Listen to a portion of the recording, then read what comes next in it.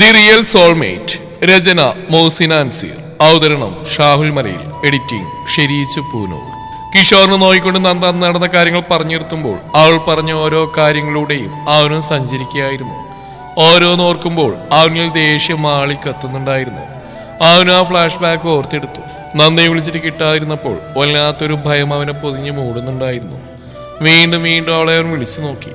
എന്നിട്ടും കിട്ടാതിരുന്നപ്പോൾ നന്ദയുടെ അമ്മയുടെ ഫോണിലേക്ക് വിളിച്ചു. അപ്പോഴാണ് അവർ ക്ഷേത്രത്തിൽ വെച്ച് മുത്തശ്ശന് ചെറിയ ശ്വാസമുട്ടൽ വന്നു. നന്ദയും വിനീതയും അവിടെ ആക്കി അവരെല്ലാവരും വീട്ടിലേക്ക് മടങ്ങുന്ന വഴി മുത്തച്ഛന് ശ്വാസമുട്ടൽ കൂടിയോണ്ട് ഹോസ്പിറ്റലിലേക്ക് പോയതും നന്ദയും വിനീതയും വീട്ടിലിതുവരെ തിരിച്ചെത്തിയിട്ടില്ലെന്നും അവരുടെ രണ്ടുപേരുടെ ഫോണും സ്വിച്ച് ഓഫ് ആണെന്ന് ഇന്ദുവിനോട് കരഞ്ഞ് പറഞ്ഞത് എല്ലാം കൂടി കേട്ടപ്പോൾ ഭ്രാന്തി പിടിക്കുന്ന പോലെ തോന്നി കിഷോറിന്. ആർ വേഗം ചിത്തുവിന് വിളിച്ച് കാര്യങ്ങൾ പറഞ്ഞു. കിഷോർ ഓൺലൈനിൽ വേഗം ഒരു ഫ്ലൈറ്റ് ടിക്കറ്റ് ബുക്ക് ചെയ്തു. ബാംഗ്ലൂരിൽ നിന്ന് വേഗം നാട്ടിലേക്ക് പുറപ്പെട്ടു. ഫ്ലൈറ്റിൽ നിന്നെല്ലാം അവന്റെ മനസ്സിൽ നിഷ്കളങ്കമായി അവൻ നോയിച്ചിരിക്കുന്ന നന്ദ മാത്രമായിരുന്നു. ആ ഓർമ്മയിൽ ഇപ്പോഴും അവന്റെ കണ്ണ് നിറയുന്നുണ്ടായിരുന്നു. എയർപോർട്ടിൽ വന്നിറങ്ങിയ ഉടനെ കിഷോറിന്റെ ഫോണിലേക്ക് ജിതിന്റെ ഫോൺ വന്നിരുന്നു. ഹലോ കിച്ചു, നീ എത്തിയോടാ? ആ ജിത്തു എത്തി. നന്ദയെക്കുറിച്ച് എന്തെങ്കിലും വിവരം കിട്ടിയോടാ? ഇല്ല, അത് നന്ദയും വിനീതയും മിസ്സിംഗ് ആണ്. സ്റ്റേഷനിൽ കംപ്ലൈന്റ് കൊടുത്തിട്ടുണ്ട്. അവരും അന്വേഷിക്കുന്നുണ്ട്. നമ്മുടെ ഭാഗത്തുനിന്ന് അന്വേഷിക്കുന്നുണ്ട്. നന്ദയുടെ അച്ഛൻ്റെ ഗാർഡ്സും അന്വേഷിക്കുന്നുണ്ട്. പിന്നെ കിച്ചു, ഞാൻ പറയുന്നിട്ട് നീ ടെൻഷൻ ആവരുത്. ഒരു പെൺകുട്ടിയുടെ ബോഡി ഇട്ടിട്ടുണ്ട്. അവർ മോർച്ചറിലേക്ക് മാറ്റിയിട്ടുണ്ട്. ഞാനത് ചെക്ക് ചെയ്യാൻ വേണ്ടി പോവാ. ഏയ് നോ നോ ജിത്തു, അതെൻ്റെ നന്ദയല്ല. അവൻ്റെ ശബ്ദത്തിൽ ജിതിനൊന്ന് വിറച്ചു പോയിരുന്നു. ഞാനും അങ്ങനെ തന്നെയാണ് വിശ്വസിക്കുന്നത്. നമ്മുടെ നന്ദക്കൊന്നും പറ്റില്ല. അവൾ തിരിച്ചു വരും. എന്നാലും ജിത്തു, നന്ദ അവൾ ഇത്രയും സമയം എവിടെയായിരിക്കും? എൻ്റെ കൊച്ചിനെ ഇരുട്ട് പേടിയാടാ. അത് പറയുമ്പോൾ കിഷോർ കരഞ്ഞു പോയിരുന്നു. കിച്ചു, നീ കരയാതെടാ. അവൾക്കൊന്നും പറ്റില്ല. നീയും കൂടി തളരില്ലേ? ഞാൻ നന്ദയുടെ അമ്മയെ ഹോസ്പിറ്റലിൽ കാണാൻ പോയിരുന്നു. പാവം, അവിടുന്ന് ഒരേ കരച്ചില്ല. അപ്പോൾ ജീത്തുവിൻ്റെ ഓർമ്മയിൽ ആ രംഗം തെളിഞ്ഞു. എന്നെ നന്ദുമോള് എന്നെയും തറവാട്ടി കൊണ്ടുപോയി ഇതിന്. എൻ്റെ മോൾ അവിടെ വരും. വന്ന് അവിടെ എൻ്റെ കണ്ണിലേക്ക് അവൾ കരയും. തേങ്ങിക്കൊണ്ട് കരയുന്ന നന്ദയുടെ അമ്മയുടെ മുഖം ഓർത്തെടുത്തുകൊണ്ട് ജിതിൻ വീണ്ടും പറയാൻ തുടങ്ങി. നീ വേണം അവരെ സമാധാനിപ്പിക്കുക. ഞാൻ നന്ദയുടെ അമ്മയുടെ അവർ തറവാട്ടി കൊണ്ടുവിട്ടിട്ടുണ്ട്. പിന്നെ നന്ദയുടെ അച്ഛനും ദുബായിൽ നിന്ന് അങ്ങോട്ട് വരുന്നുണ്ട്. അതുവരെയും നീ അവിടെ വേണം. അവരെ സമാധാനിപ്പിക്കണം. നീ നേരത്തെ വിളിച്ച് ഈ കാര്യം പറഞ്ഞുകൊണ്ട് ഞാൻ വീട്ടിൽ നിന്ന് ധൃതിയിൽ ഇറങ്ങിയതാ. അല്ലെങ്കിൽ ഞാൻ എൻ്റെ അമ്മയെ കൂടെ കൂട്ടിയാനേ. ഇങ്ങോട്ട് വരെ അമ്മയും തിരക്ക് കൂട്ടുന്നുണ്ട്. അച്ഛനെ വിളിച്ചിട്ട് കിട്ടുന്നില്ല. അല്ലെങ്കിൽ അമ്മ അച്ഛൻ്റെ കൂടെ വന്നേനെ. നീ ടെൻഷനാവ്, വേഗം തറവാട്ടിലേക്ക് പോകാൻ നോക്ക്. ഞാൻ നിന്നെ വിളിച്ചോളാം. മറുപുറത്ത് നിന്ന് കേൾക്കുന്ന കിഷോറിന്റെ ചെറിയ മുകളിൽ കേട്ടുകൊണ്ട് ജിതിൻ ഫോൺ കട്ട് ചെയ്തു. കിഷോർ എയർപോർട്ടിലെ ഫോർമാലിറ്റീസ് കഴിഞ്ഞതിന് ശേഷം ഒരു ടാക്സിയിൽ നേരെ പോയത് നന്ദയുടെ അമ്മയുടെ തറവാട്ടിലേക്കായിരുന്നു. പോകുന്ന ഓരോ വഴിയിലും അവൻ നന്ദയെ തിരയുന്നുണ്ടായിരുന്നു. അവൻ തറവാട്ടിലേക്ക് കയറി. അവിടെ കരഞ്ഞളന്നിരിക്കുന്ന നന്ദയുടെ അമ്മയെ കണ്ടപ്പോൾ അവന്റെ ഉള്ളമൊന്ന് വിങ്ങി. മോനെ, നമ്മുടെ നന്ദി ഇതുവരെ തിരിച്ചു വന്നില്ല മോനെ. കരഞ്ഞുകൊണ്ട് ഓടി വന്ന് ഇന്ദു കിഷോറിനെ ചേർത്ത് പിടിച്ചുകൊണ്ട് പറഞ്ഞു. അവന്റെ കണ്ണുകളും ചുവന്ന് കലങ്ങിയിട്ടുണ്ട്. കിഷോറിന്റെ നോട്ടം ചുറ്റിലും പരന്നു. അവിടെ ഒരു മൂലയിലായി സുഭദ്ര തളർച്ചയോടെ ഇരിക്കുന്നുണ്ട്. അപ്പോഴാണ് നന്ദ വിനീതയുടെ കൂടെയാണ് പോയതെന്ന് കിഷോറിന് ഓർമ്മ വന്നു. അവൻ അവർക്കരിയിലേക്ക് പാഞ്ഞെടുത്തുകൊണ്ട് അവരുടെ കഴുത്തിൽ കുത്തിപ്പിടിച്ച് ഉമരോട് ചേർത്ത് നിർത്തി. നിങ്ങളൊക്കെ എന്റെ നന്ദ എങ്ങോട്ടാണ് കൊണ്ടുപോയേ? നിങ്ങളുടെ ദൂഷിച്ച സ്വഭാവം നിങ്ങളുടെ മകൾക്കും കിട്ടിയിട്ടുണ്ടാവും. അവളും കൂടി ചേർന്ന് എന്റെ നന്ദ എന്താ ചെയ്ത്? ശ്വാസം കിട്ടാവുന്ന പിടഞ്ഞുപോയി സുഭദ്ര. ആദ്യമായി കാണുന്ന കിഷോറിന്റെ ദേഷ്യത്തിലും അവന്റെ ആ പ്രവൃത്തിയിലും പകച്ചുപോയ ഇന്ദുമതി പെട്ടെന്ന് ബോധം വന്ന പോലെ അവനെ പിടിച്ചു മാറ്റി. സുഭദ്ര ഒന്ന് ശ്വാസം എടുത്തുകൊണ്ട് ചുമച്ചു. ഇന്ദു വേഗം വെള്ളമെടുത്തുകൊണ്ട് സുഭദ്രക്കരിയിലേക്ക് പോയി. ദേഷ്യത്തോടെ കിഷോർ ഉമ്മറത്തേക്കും പോയി. അപ്പോഴേക്കും അവന്റെ പിറകിൽ ഇന്ദുവും പോയിരുന്നു. എന്താ മോനെ കിച്ചു ഇത്? അവരങ്ങനെയൊന്നും ചെയ്യില്ല. നന്ദുവിനെ പോലെ തന്നെ വിനീതയും മിസ്സിംഗ് ആണല്ലോ. അതിന്റെ സങ്കടത്തിലവര്. സൂര്യമ്മ, എനിക്ക് പെട്ടെന്ന് എന്റെ ദേഷ്യം കൺട്രോൾ ചെയ്യാൻ പറ്റിയില്ല. നന്ദയെ അവരവരുടെ മകൾ കൂടി ചേർന്ന് അവരുടെ മകന് വേണ്ടി എന്തെങ്കിലും ചെയ്തെന്ന് എനിക്ക് തോന്നിപ്പോയി. അതാ ഞാൻ അങ്ങനെയൊക്കെ ചെയ്ത്. ഇല്ല മോനെ, വിഷ്ണു അവരെ തെരഞ്ഞുകൊണ്ടിരിക്കുക. അമ്മ, ഞാൻ പോവാ. എന്റെ നന്ദയും കൊണ്ട് ഞാൻ മടങ്ങി വരൂ. ആവും പറഞ്ഞ് കിഷോർ നന്ദയെ തേടി ഇറങ്ങി. സുഭദ്ര ഓടിപ്പിടഞ്ഞുകൊണ്ട് ഉമ്മറത്തേക്ക് എത്തി. നിന്റെ മരുമകൻ എന്താ ഭ്രാന്തായോ? അവന്റെ ഭാര്യ അവരും അടുത്ത പലവനെ കൂടെ ഓടിപ്പോയിട്ടുണ്ടാവും. ഏർത്തി എന്ന് വിളിച്ചുകൊണ്ട് ഇന്ദുമതിയുടെ കൈ സുഭദ്രയുടെ കവിളിൽ പതിഞ്ഞു. എന്റെ മക്കളെ കുറിച്ച് അനാവശ്യം പറഞ്ഞാലുണ്ടല്ലോ, ഇതുവരെ സ്ഥാനം പറഞ്ഞ് ഞാൻ പെരുമാറിയിട്ടില്ല. നിങ്ങളുടെ വായിന്ന് വരുന്ന ഓരോ ദുഷ്ടവാക്കിനും ഞാൻ മൗനം പാലിച്ചതേ എന്റെ ഏട്ടനോർത്ത് മാത്രമാ.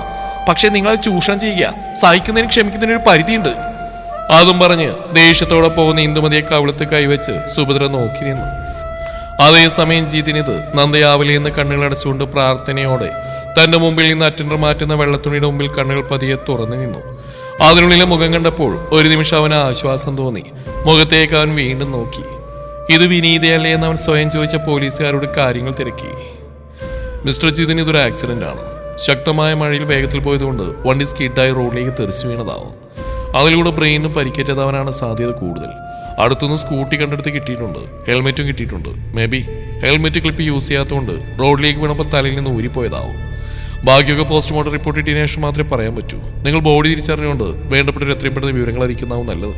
പിന്നെ കൂടെ ഉണ്ടായിരുന്ന കുട്ടിയെക്കുറിച്ച് ഞങ്ങൾ അന്വേഷിക്കുന്നുണ്ട്. എന്തെങ്കിലും വിവരം കിട്ടി അറിയിക്കാം. Thank you sir. ജിതിൻ കിഷോറിന്റെ നമ്പറിലേക്ക് വിളിച്ച് കാര്യങ്ങൾ പറഞ്ഞു. അതും കൂടി കേട്ടപ്പോൾ ഇനി അവന്റെ നന്ദയെ ജീവനോടെ കിട്ടില്ലെന്ന് ആരോ ഉള്ളിൽ നിന്ന് പറയുന്ന പോലെ തോന്നി അവന്. ആ ഓർമ്മയിൽ അവൻ ഉച്ചത്തിൽ അലറി. നന്ദ ഒരു പിടപ്പോടെ അവനെ നോക്കി നിന്നു. ആ ദിവസം അവളുടെ ഓർമ്മയിൽ വീണ്ടും കടന്നു വന്നു. ആ മഴയത്ത് രാജൻ എന്ന നീച്ചയിൽ നിന്ന് അവൾ ഓടി രക്ഷപ്പെട്ട് ഒരു കിതപ്പോടെ ഒരു മരത്തിന്റെ തണലിൽ നിന്നു. ദൂരെ നിന്ന് വരുന്ന കാറിനെ അവൾ കൈ കാണിച്ചു. കാറിലെ വിൻഡോ ഗ്ലാസ് താഴ്ത്തിയപ്പോൾ ആ കാറിനുള്ളിൽ ആളെ കണ്ടപ്പോൾ അവൾക്ക് സന്തോഷം തോന്നി.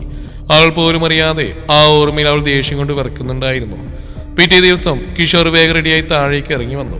ആ സമയം നന്ദയുടെ അച്ഛൻ പത്രം വായിക്കുകയായിരുന്നു. മോൻ ഇത്രയും പെട്ടെന്ന് പോകാനൊരുങ്ങിയോ? അത്യാവശ്യം വരെ പോകാനുണ്ട് അച്ഛാ, പിന്നെ വരാം. പിന്നെ അച്ഛാ, ഇനിയും ഓഫീസ് പോയപ്പോൾ ഇങ്ങനെ ചടഞ്ഞിരിക്കരുത്. നന്ദക്ക് അത് സഹിക്കില്ല. അവിടെ ഇപ്പം ഞാൻ പോയില്ലെങ്കിലും അവിടുത്തെ കാര്യങ്ങളൊക്കെ ചെയ്തുള്ളതുകൊണ്ട് ഭംഗിയായിട്ട് നടക്കും. നമ്മുടെ എല്ലാ ദാനങ്ങളും എല്ലായ്പ്പോഴും ശരിയാവണമെന്നില്ല അച്ഛാ. എന്തെങ്കിലും ഇറങ്ങട്ടെ? അല്ല, ഞാൻ ഇറങ്ങട്ടെ. അതും പറഞ്ഞ് മുറ്റത്തേക്ക് ഇറങ്ങുന്ന കിഷോറിനെയും നോക്കി രാമകൃഷ്ണൻ നിന്നു. കിഷോർ തന്റെ കാറിൽ നിന്ന് തന്നെ നോക്കിയിരിക്കുന്ന നന്ദയൊന്ന് പാളി നോക്കി. അവൻ അവളെ നോക്കിയൊന്ന് കണ്ണി ചിമ്മി കാണിച്ചു. വണ്ടി വീണ്ടും കുറേയേറെ ദൂരം സഞ്ചരിച്ചു. അപ്പോഴേക്കും സമയം രാത്രി 12 മണിയോട് അടുത്തിരുന്നു. അവനൊരു കടയുടെ മുമ്പിലായി വണ്ടി നിർത്തിക്കൊണ്ട് നന്ദയെ നോക്കി. അവന്റെ ചോദ്യം മനസ്സിലായതുപോലെ അവൾ അതേ നിറത്തിൽ തലകുലുക്കി കാണിക്കുന്നുണ്ട്. രണ്ടുപേരും വണ്ടിയിൽ നിന്നിറങ്ങി. അതേസമയം ആ കടക്കാരൻ ഡ്രസ്സുകളെല്ലാം ഒതുക്കി വെച്ച് തിരിഞ്ഞപ്പോൾ കണ്ണാടിയിൽ എന്തോ ഒരു കറ കണ്ടു. അയാൾ അത് തുടക്കാനായി മേശയിൽ നിന്ന് പഴയൊരു ന്യൂസ് പേപ്പർ കയ്യിലെടുത്ത് കണ്ണാടിയിൽ വെള്ളം സ്പ്രേ ചെയ്ത് തുടക്കാൻ തുടങ്ങി. അപ്പോൾ കണ്ണാടിയിൽ ആകെ ചുവന്ന നിറത്തിൽ എന്തോ പരന്നു. അതുകൊണ്ട് അയാൾ ആ പഴയ ന്യൂസ് പേപ്പർ തുറന്നു. അതിൽ ചരമക്കോളത്തിൽ അത്യാവശ്യം വലിപ്പത്തിലുള്ള ഒരു പെൺകുട്ടിയുടെ ഫോട്ടോയിൽ അയാളുടെ കണ്ണുകളുടക്കി. ഈ കുട്ടിയെ ഞാനിവിടെയോ കണ്ടിട്ടുണ്ടല്ലോ. ആ സമയം അയാളുടെ കയ്യിലെ പത്രത്തിലെ പെൺകുട്ടി അനങ്ങാൻ തുടങ്ങി. അവളുടെ വായിൽ നിന്ന് രക്തം അയാളുടെ മുഖത്തേക്ക് തെറിച്ചു. എന്താ രാജൻ ചേട്ടാ, എന്നെ മനസ്സിലാവുന്നില്ലേ? അയാൾ നിലവിളിച്ചുകൊണ്ട് പത്രം തറയിലിട്ടുകൊണ്ട് രാജൻ ഓടാൻ ശ്രമിച്ചു. അപ്പോഴേക്കും കടയുടെ ഷട്ടർ താഴ്ന്നിരുന്നു. അതോടൊപ്പം കടയിലെ വെളിച്ചവും കിട്ടിയിരുന്നു. രാജൻ പേടിയോടെ അലറി. അപ്പോഴേക്കും ഒരു നേർത്ത പ്രകാശം അയാൾക്ക് മുന്നിൽ തിളങ്ങി. രാജൻ ഭയത്തോടെ അവിടേക്ക് നോക്കി. അപ്പോൾ തന്നെ ഗൗരി നന്ദ അയാളുടെ മുമ്പിൽ പ്രത്യക്ഷപ്പെട്ടിരുന്നു. അവളുടെ ആ പേടിപ്പെടുത്തുന്ന രൂപത്തിലും ചോരക്കണ്ണിലും രാജൻ ഞെട്ടിക്കൊണ്ട് നോക്കി. ഭയം കാരണം നിലവിളിക്കാൻ പോലും അയാൾക്ക് ശബ്ദം പുറത്തേക്ക് വന്നില്ല. അയാൾ വെട്ടി വിയർത്തുകൊണ്ട് ഉമിനീരിറക്കിയ ശേഷം ആഞ്ഞ് ശ്വാസമെടുത്തു. എന്നൊന്നും ചെയ്യല്ലേ. അവള് നിന്നെയൊന്നും ചെയ്യില്ല, കാരണം നീ എൻ്റെ ഇരയാ. പുറകിൽ നിന്ന് കേൾക്കുന്ന പുരുഷ ശബ്ദത്തിന്റെ ഉടമയെ അയാൾ ഉറ്റുനോക്കി. കിഷോർ മുന്നോട്ട് വന്ന അയാളുടെ അടിനാഭി നോക്കിയൊന്ന് ആഞ്ഞ് ചവിട്ടി. രാജൻ തെറിച്ച് വീണുപോയി. രാജൻ വേദന കൊണ്ട് പുളഞ്ഞു. രാജന്റെ ഷർട്ടിന്റെ കോളിൽ തൂക്കി പിടിച്ച് കിഷോർ അയാളെ എഴുന്നേൽപ്പിച്ച് നിർത്തി. തനിക്കറിയോടോ, എന്റെ ഭാര്യ ഒരു സഹായം ചോദിച്ചപ്പോ താനന്ന് ചെയ്തു കൊടുത്തിരുന്നെങ്കിൽ എന്റെ ഭാര്യ ഒന്നും ജീവനോട് ഉണ്ടായിരുന്നേനെ. എന്റെ നന്ദന്റെ കൂടെ ഒന്നും സന്തോഷത്തോടെ കഴിഞ്ഞേനെ. അവളെ സഹായിക്കാതെ അപ്പൊ തനിക്ക് വേറെ പലതിനോടായിരുന്നു ആഗ്രഹം, അറിയടാ. അതും പറഞ്ഞ് കിഷോർ രാജന്റെ വലതു കൈ പിറകിലേക്ക് ആഞ്ഞു തിരിച്ചു. വേദനയോടെ അയാൾ അലറി. എന്നിട്ടും കലിയടങ്ങാതെ കിഷോർ അയാളെ തല്ലി ചതച്ചു. എന്നോട് ക്ഷമിക്കണം സാറേ, തെറ്റുപറ്റിപ്പോയി. ഇനി അങ്ങനെയൊന്നും ഞാൻ ആരോടും ചെയ്യില്ല സാറേ. രാജൻ ആവശ്യതയോടെ കരഞ്ഞുകൊണ്ട് പറഞ്ഞു. അങ്ങനെയായ നിനക്ക് നല്ലത്. ഇവിടെ നടന്ന കാര്യം ആരോടെങ്കിലും പറഞ്ഞ് കംപ്ലൈന്റ് ചെയ്യാനാണ് നിന്റെ ഉദ്ദേശമെങ്കിൽ ഞാനിപ്പോ ബാക്കി തന്ന ജീവൻ കൂടി അങ്ങ് എടുക്കും. അതും പറഞ്ഞ് കിഷോർ മുന്നോട്ട് നടന്നു. കാറിലേക്ക് കയറി. അവരുടെ കാർ നന്ദയുടെ തറവാട് വീടിന്റെ മുമ്പിൽ നിർത്തി. അതേസമയം വിഷ്ണു നാട്ടിലില്ലാത്തതുകൊണ്ട് കിട്ടിയ അവസരത്തിൽ സുഭദ്ര സ്വന്തം മരുമകളെന്ന് ഉറങ്ങാൻ സമ്മതിക്കാതെ അവരുടെ കാലും കൈയും മസാജ് ചെയ്യിക്കുകയായിരുന്നു. വിഷ്ണുവിന്റെ കല്യാണം കഴിഞ്ഞു. വിഷ്ണു ജോലി ചെയ്യുന്ന എറണാകുളത്താണ്. അവിടെയാണ് അവരുടെ അച്ഛൻ ദേവനും ഉള്ളത്. നന്ദയുടെ കല്യാണം കഴിഞ്ഞപ്പോൾ വിഷ്ണു വല്ലാത്തൊരു മാനസികാവസ്ഥയിലായിരുന്നു. ഓർമ്മ വെച്ച നാളെ മുതലേ നന്ദ അവന്റെ പെണ്ണാണെന്നാണ് സുഭദ്ര അവനോട് പറഞ്ഞു കൊടുത്തിട്ടുള്ളത്. നന്ദ നാട്ടിലില്ലാത്തതുകൊണ്ട് തന്നെ അവർ തമ്മിൽ കാണാനോ സംസാരിക്കാനോ കഴിഞ്ഞിട്ടില്ല. എന്നാലും ഉള്ളിൽ അവന് നന്ദയെ ഇഷ്ടമായിരുന്നു. നാട്ടിലെത്തി ആദ്യമായി അവളെ കണ്ടപ്പോൾ വിഷ്ണുവിന് അവളോട് വല്ലാത്തൊരു ഇഷ്ടം തോന്നി. അവന്റെ ഇഷ്ടം അവളെ അറിയിക്കാനോ അവളോട് മിണ്ടാനോ അവൻ ശ്രമിച്ചിട്ടില്ല. തുറന്നു പറയാൻ ആഗ്രഹിച്ചപ്പോഴാണ് കിഷോറുമായിട്ടുള്ള അവളുടെ വിവാഹം ഉറപ്പിക്കുന്നത്. അന്നു മുതലേ അവൻ ആകെ തളർന്നിരുന്നു. കയ്യിൽ കിട്ടിയതൊക്കെ പൊട്ടിക്കും.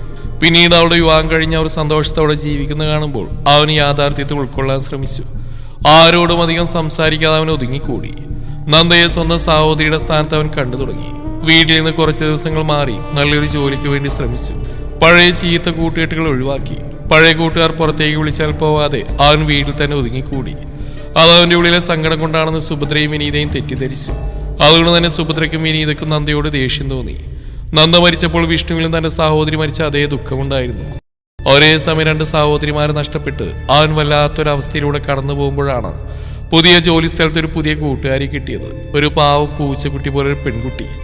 ആലീസ് എന്ന ആ കൂട്ടുകാരിയെ തന്നെ അവൻ അവന്റെ ജീവിത സഖിയാക്കാൻ തീരുമാനമെടുത്തു. ആലീസ് വേറെ മതമായതുകൊണ്ട് സുഭദ്ര നല്ലപോലെ എതിർത്തെങ്കിലും എല്ലാവരും ആലീസിന് ഇരുകൈ നീട്ടി സ്വീകരിച്ചു. അങ്ങനെ എല്ലാ അർത്ഥത്തിലും ആലീസ് വിഷ്ണുവിന് സ്വന്തമായി. വിനീത നന്ദയോട് ചെയ്തതിന് നന്ദ വിശ്വസിക്കുന്ന കൃഷ്ണൻ അപ്പോൾ തന്നെ ഒരു ആക്സിഡന്റ് രൂപത്തിൽ അതിനുള്ള ശിക്ഷ വിനീത കൊടുത്തിരുന്നു.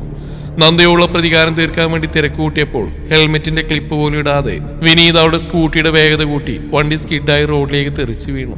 ആ സ്പോട്ടിൽ തന്നെ മരണം സംഭവിച്ചു. ബ്രെയിൻ ഡെത്തായിരുന്നു. വിനീത മരിച്ച് കുറച്ചു കാലം സുഭദ്ര അവളെ കുറിച്ച് ഓർത്തുകൊണ്ട് കരഞ്ഞെങ്കിലും വീണ്ടും അവരുടെ കൂതര സ്വഭാവം പുറത്തേക്ക് വന്നിരുന്നു. നന്ദ ആ സമയം അവളുടെ അമ്മയുടെ മുറിയിൽ കയറിയിരുന്നു. ശാന്തമായി ഉറങ്ങുന്ന അമ്മയെ അവൾ അലിവോടെ നോക്കി. അന്ന് അവസാനമായി ഈ മുറിയിൽ വെച്ച് അമ്മ അവളെ കെട്ടിപ്പിടിച്ച് കിടന്ന് അവളുടെ മുമ്പിൽ തെളിഞ്ഞു കണ്ടു.